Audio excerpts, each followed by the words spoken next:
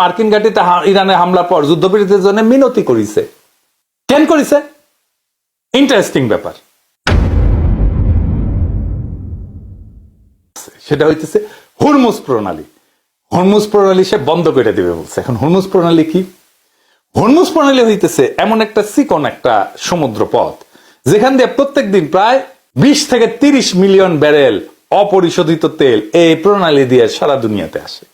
সমুদ্র পথে যত তেল রপ্তানি হয় তার 20%-এর বেশি এইটা প্রত্যেক দিন। তো এই রুট ব্যবহার করে তেল রপ্তানি করে অনেকগুলো দেশ, কিন্তু যেমন সৌদি আরব করে, ইরান তো নিজে করে, ইরাক করে, কুয়েত করে, আরব আমিরাত করে, কাতার করে।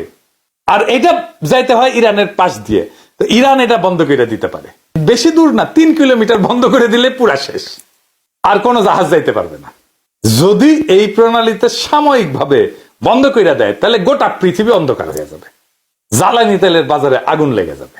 এই ভয়ে ট্রাম্প এরে ধরে ওরে ধরে, এবং এই হরমুজ প্রণালী আগেও বন্ধ করেছিল ইরান, আবারও বন্ধ করে দিতে পারে। ইরানের হাতে অস্ত্র বেশি, ইরানের সাহস বেশি। ইরান এইভাবে হরমুজ প্রণালী অবরোধ করতে পারে, এবং এর মধ্যে দিয়া ইরানের শক্তি বুঝে গেল পুরা দেশ।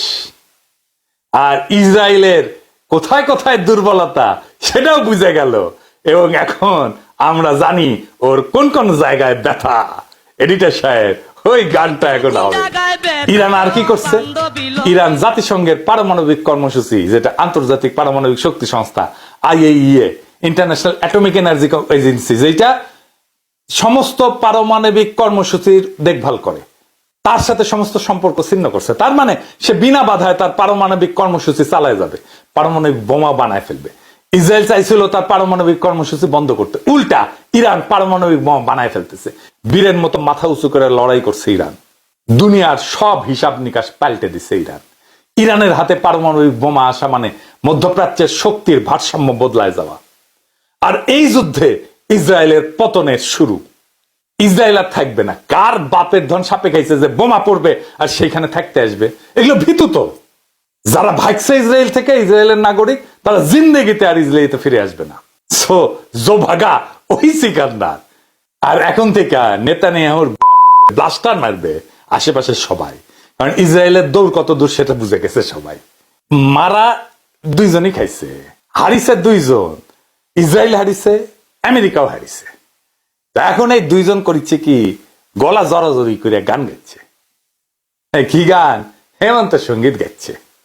আঙ্গারে সেকুলার মুক্তমনা প্রগতিশীলরা, হিন্দুত্ববাদীরা সাপোর্ট করেছিল, ওরা ছায়ানট নিয়ে যায় দুইজনে গান শিখে দিল নি, ভালো হইলেনি।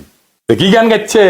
দুইজন মিলে গলা জড়াজড়ি করিয়া ওই নেতানিয়াহু আর ট্রাম্প শোনানো লাগবে।